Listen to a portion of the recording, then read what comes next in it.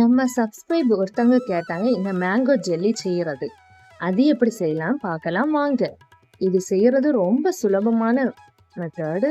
அது மட்டும் இல்லாம இது பிள்ளைங்களுக்கு கண்டிப்பா பிடிக்கும். அந்த மாதிரி டேஸ்டாவும் இருக்கு இந்த மேங்கோ ஜெல்லி. நீங்க இதை ஒரு வாட்டி கண்டிப்பா ட்ரை பண்ணி பாருங்க. டேஸ்ட் உங்களுக்கே பிடிக்கும். அந்த மாதிரி இருக்கும். அது எப்படி செய்யலாம் பார்க்கலாம் வாங்க. இப்போ ஒரு பாத்திரத்தை எடுங்க.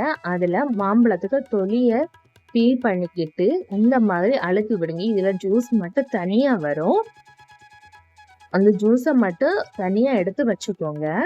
இதுல வருகின்ற இந்த பல்பிய அப்படியே தூக்கி எறியாதீங்க. இதுவும் நமக்கு தேவைப்படும். இப்ப பாருங்க ஜூஸி எப்படி வருதுன்னு. இந்த மாதிரி அழுத்தி விட்டாலே போதும். இருக்கிற மாம்பழத்துல இருக்க எல்லா ஜூஸும் வரும். இதுக்கு நல்ல பழுத்த மாம்பழம் பார்த்து எடுத்துக்கோங்க. ஆனா கொஞ்சம் புளிப்பு சுவையில் இருக்க மாம்பழம் எடுத்தாலே டேஸ்ட் இதை விட நல்லா இருக்கும். எனக்கு கொஞ்சம் இனிப்பான சுவையில தான் இந்த மாம்பழம் கிடைச்சு. இதே மாதிரி அழுத்தி விட்டுக்கோங்க. அழுத்தினதுக்கு அப்புறம் அதுல இப்ப எந்த அளவு ஜூஸ் வந்திருக்குன்னு நீங்களே பாருங்க. இதை ஜஸ்ட் ஹீட் பண்ணாலே போதும். அதுக்குன்னு கொதிக்க வேண்டிய அவசியம் கிடையாது. இப்ப நான் எடுத்திருக்கோம் ஒரு மாம்பழம். இதுக்கு 1/2 கப் சுகரை போதுமான அளவு, கூடவே இந்த ஜெலட்டின் பவுடரும் 1 டீஸ்பூன் போட்டிருக்கேன். இதை நல்லா மிக்ஸ் பண்ணிக்கிட்டு ஜஸ்ட் இது சூடானதுக்கு அப்புறம் ஒரு பாத்திரத்துல இதை அப்படியே ஃபில்டர் பண்ணி சேர்த்துக்கோங்க. இது சூடா இருக்கும்போது பண்ணும்போது தான் கரெக்டா வரும்.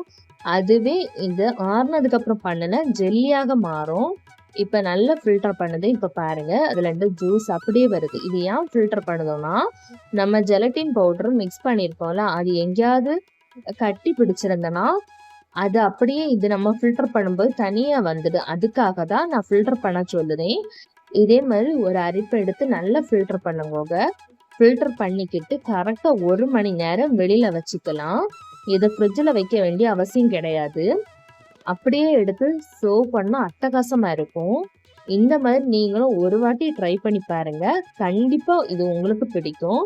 இப்ப சம்மர் முடிஞ்சு ஸ்கூல் டேஸ் ஸ்டார்ட் ஆக போகுது. இந்த மாதிரி செய்து பிள்ளைங்களுக்கு ஸ்கூலுக்கு டிஃபன் பாக்ஸ்ல கொடுத்து விடுங்க. ஸ்நாக்ஸுக்கு கரெக்டா இருக்கும். நம்ம கடையிலேருந்து வாங்கி சாப்பிடுற ஜெல்லியை விட நம்ம வீட்டிலேயே பண்ணி கொடுத்தா நமக்கு ஒரு சாட்டிஸ்ஃபையா தான் இருக்கும். பிள்ளைங்க ஹெல்த்தியாட்டு சாப்பிடுற மாதிரி. இந்த மாதிரி உங்களுக்கு ரெசிபிஸ் வேணும்னா நம்ம டிட்டோ ஸ்பைசி சமை சேனலை சப்போர்ட் பண்ணுங்க.